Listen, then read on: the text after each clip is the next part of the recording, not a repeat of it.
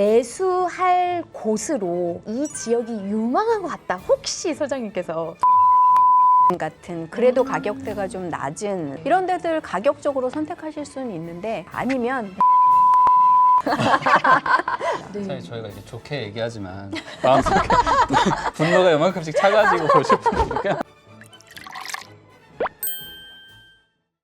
저도 평소에 뉴스에서도 이분 자주 뵙고 각종 재테크 채널에서도 많이 뵀는데 부동산 시장에 대해서 얘기를 해주실 분이에요. 한국투자증권의 자산승계 연구소장님. 연구소장님 그렇죠? 반갑습니다. 반갑습니다. 소장님. 네, 반갑습니다. 반갑습니다. 와.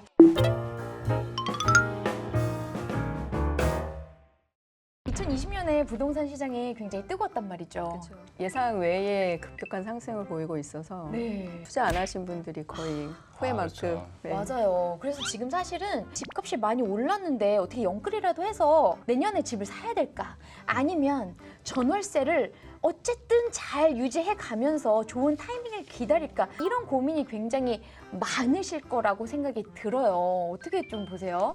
연끌을 할 수 있는 분들은 사실 그렇게 어려운 분들은 아니거든요. 아, 진짜 돈이 없는 분들은 연끌조차 못하는 그렇죠, 사실. 상황이잖아요. 사실은 어느 정도 소득이나 기본 자산이 되시는 분들이 그나마 끌어모아서 투자를 하실 수 있기 때문에 네. 연끌을 통해서라도 주택 자금 마련이 가능하신 분들은 내가 살 집 한 채 정도는 사라라고 말씀을 드리고 있어요. 근데 사실 연끌 하고 싶은 상황인데도 이게 언제 조정받을지 몰라서 내가 꼭지 사는 게 아닐까 이런 두려움 때문에 사실 많이들 맞아요. 못 사시더라고요. 집값이 좀 더 오를 것 같거든요. 아, 더 오른다고요? 네. 지금도 이미 높은데? 12월에 집값 전세값이 사실은 미친 듯이 맞아요. 오르고 있거든요. 그게 어쨌든 전세난 때문이고 전세난에서 이제 불안한 분들이 집을 계속 사고 있기 때문인데 금방 해결이 될 상황이 아니에요. 전세난이 좀 더 갈 것 같고 전체적으로 전망이 한 22년 정도부터 금리 조정이나 이제 긴축 같은 것들이 본격화될 거다라고 생각들을 하니까 적어도 내년에는 주요 도심의 아파트 중심 집값, 전세값은 더 오를 것 같아요. 몇 년 후에는 사실 가격이 조정되는 시점이 당연히 올 거거든요. 또 네. 신축 아파트 가격들 뛰는 거는 결국에는 그 아파트 공급이 부족한 데서 기인을 한 거라서 공급이 이제 좀 본격적으로 늘어나는 시점이 오면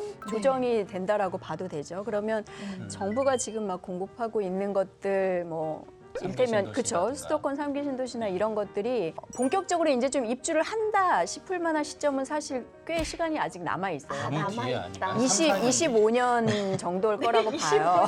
지금 3, 4년 그래서 뒤에 그것만으로 사실 시장 가격이 결정되지는 않거든요. 않잖아요, 또. 예, 맞아. 일단은 저희가 너무 오랫동안 금리가 싸고 돈이 풀려 있으니까 결국 그런 것들이 주택 시장이나 주식 시장으로 흘러 들어가면서 지금 자산 시장이 막 소위 좀 무서울 정도로 막 오르고 있는 건데 맞아요. 핵심은 연끌이 가능한 분들은 사도 된다. 근데 공급이 다시 늘어나면서 조정이 왔을 때 못 버티는 상황이 벌어질 만한 분들은 그 정도로 무리해서는 큰일 날 수 있다. 금리의 변동이나 이제 유동성의 변화나 이런 것들이 조금 앞서서 작용을 하면서 계속 뭐 종부세가 늘어나고 막 이런 것들이 있다 보니까 그런 어마어마하게 것들 이제 계산해서 조금씩 뭐 처분이나 분산이나 이런 것들 나오게 되면 그 시점쯤에부터는 상승세도 멈추고 너무 많이 올랐다 싶은 것들은 조정을 받기도 할 거고요. 계속 이제 거주를 하실 분들은 문제가 없는데 단기 투자로 뭐 진짜 막 무리해서 끌어모은 것들의 매각 시점이 그런 때랑 겹치게 되는 일이 벌어진다거나 너무 좀 무리해서 연끌을 해서 금리의 약간 변동에도 내가 너무 막 흔들리는 상황이 벌어진다. 네. 그런 분들은 사실 타격을 받을 수 수 있는 있다. 거라서 그런 분들은 좀 조심을 해야 되고 그렇지 않은 분들은 저는 사실 집 한 채는 있어야 내가 다리 뻗고 잘 수 있는 안정적인 생활을 할 수 있잖아요. 그래서 그런 분들한테는 가능한 수준에서는 내 집 마련 해도 된다라고 말씀을 드리고 있어요. 그러니까 한마디로 실거주, 내 집 마련이면 웬만하면 해라. 돈도 이제 막 겨우 모아가고 있는 단계인데 뭘 투자해야 될지 어떤 걸 우리가 관심 있게 봐야 될지 이런 팁을 약간이라도 이제 소장님 제시해 주시면 정말 좋을 것 같아요. 근데 옛날하고는 사실 좀 상황이 많이 달라지기는 했어요. 이제 저 같은 경우가 처음에 뭐 전셋집 얻고 집 구매를 하고 뭐 이럴 때만 해도 가격 격차가 그렇게 크지는 않았고 맞아요. 뭐 전세에서 매매로 갔다가 좀 더 비싸고 좋은 지역으로 갔다가 점핑을 할 수 그쵸, 있는 갈아타기. 가능성이 네. 좀 있었는데 맞아요. 요즘은 단편적으로 서울이 지금 평균 아파트 가격이 10억이고 지역별로 이제 가격 격차라던가 뭐 상품 간의 양극화가 너무 심해지다 보니까 자본력이 떨어지는 분들이 차근차근 이렇게 시작해서 이렇게 넓히고 이런 계획을 짜는 게 솔직히 굉장히 어려워요. 불가능에 가까울 정도여서 최근에는 오히려 괜찮은 지역에 조금 무리를 해서라도 바로 원포인트로 주택 마련을 하시지 않으면 단계를 밟아 나가는 사이에 가격 격차는 더 갭이 벌어지니까. 벌어지고 점점 이런 계층화가 심해지는 상황이기는 해요. 그래서 사실 그런 전략으로 좀 대처를 하셔야 된다라고 말씀은 드리지만 뭐 당장 돈이 없으면 뭐 할 수가 매출도 많이 없잖아요. 안 나오고. 네, 맞아요. 그래서 그래도 최대한 좀 트라이를 해볼 수 있는 방법은 결국에는 청약이에요. 경쟁은 치열하지만 당첨이 됐을 때의 최대한의 이익이라든가 이런 것들이 보장되는 상품이 결국 신규 분양 시장에서 청약 당첨되시는 거거든요. 로또라고 표현을 하죠. 그렇죠. 뭐 내 맘대로 되고 싶다고 당첨이 되거나 뭐 이런 건 아니기는 한데 그래도 열심히 좀 최대한 트라이를 해보실 수 있는 상품이라고 보여져요. 그 조건도 굉장히 까다로워서 맞추기 쉽지는 않지만 이번 정부에서 3기 신도시 포함해서 수도권에 이제 아파트 공급 계획을 내놓은 상태고 신혼부부나 뭐 장기 무주택 생애지초 뭐 이런 분들에 대한 특별 공급 같은 거 비중을 늘려놓기는 했거든요. 그런 상황들이어서 가능하면 좀 여력이 되시는 분들은 차근차근 단계성 자산 확대보다는 청약이 당분간 공공 중심으로 좀 풀릴 거기 때문에 그쪽에 집중해 보시는 수밖에는 없을 것 같아요. 근데 청약도 너무 이게 치열하니까 맞습니다. 천모피사라는 말도 아, 생겨나고 그렇죠. 뭐 차라리 이랬는데. 피를 주고 그렇죠. 개인적인 얘기지만 제 동생이 전세를 계속 살다가 집 살 타이밍 놓치다가 전세값이 너무 올라가지고 이제는 이도저도 아니게 된 거예요. 어떻게 해야 될까? 이러면서 어떻게 조언해줘야 이 위기를 탈출할 수 있을까? 전세가하고 집값도 지금 차이가 굉장히 많이 나잖아요. 전세부터 차근차근 이렇게 가서는 주택 가격 올라가는 걸 따라가기가 좀 쉽지 않은 지역들이 있을 것 같아요. 서울이 대표적으로 그렇죠.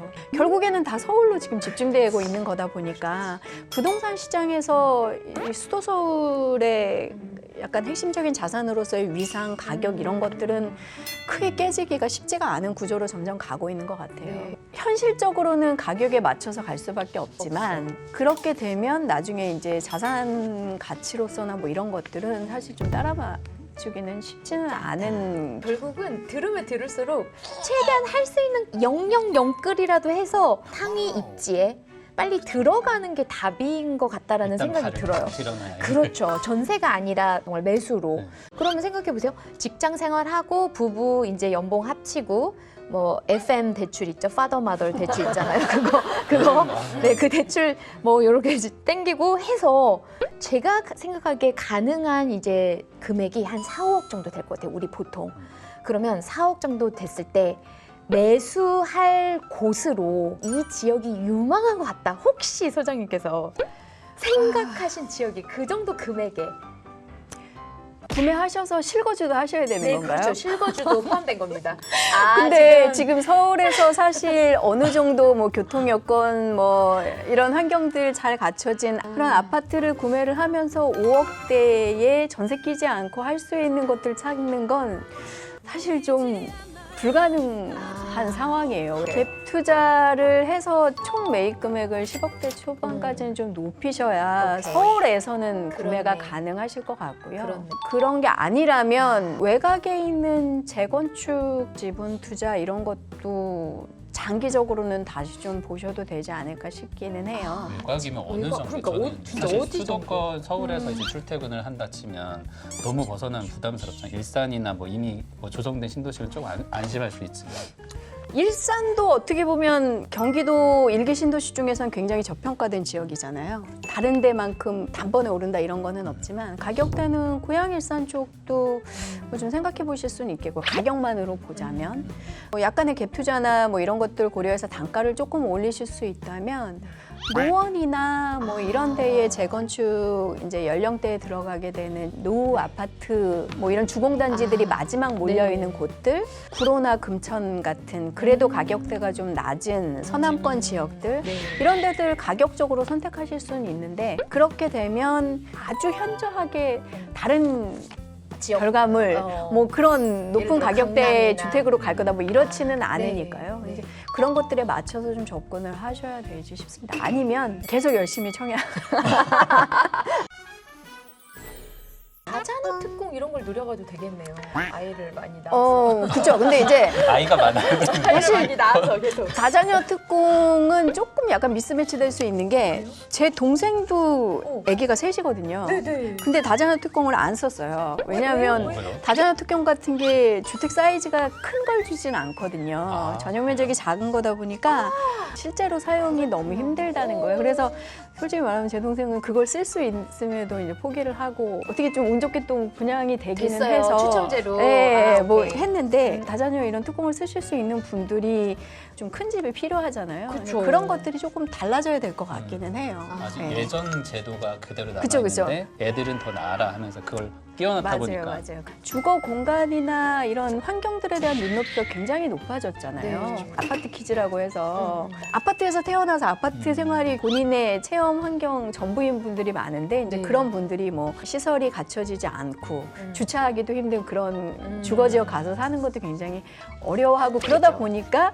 이제 다들 뭐 아파트에 살고 싶고 아파트에 투자하고 싶고 이런 것들인데 그런 것들의 눈높이를 좀 높여주려는 노력도 좀 많이 필요한 것 같아요. 사실 저희가 이게 좋게 얘기하지만 마음속에 분노가 요만큼씩 차가지고 싶은 일이 꽤 많아서 사실 얼마 전에 굉장히 극단적인 사건들도 있었잖아요. 부부간에 맞아요. 그런 네네. 사고도 싸워가지고. 있을 정도로 맞아. 부동산 투자 자산 뭐 이런 것들에 대해서 사회적으로 굉장히 좀 문제가 많이 되고 있는 상황이다 보니까 완전히 좀 수요자들의 수준이라던가 니즈나 이런 것들이 확 달라진 상황이기 때문에 과거를 기준으로 조금씩 나아가는 걸로는 시장의 눈높이나 수요자들의 니즈에 맞추기가 좀 쉽지 않은 것 같아요. 확연히 다른 그런 것들이 나오지 않으면 뭔가 정책에 대한 기대나 관심이나 신뢰를 끌어내기가 좀 쉽지 않은 것 같아요. 완전히 다른 새로운 정책 뭐 이런 것들을 좀 고민해야 될 때가 아닌가 싶습니다.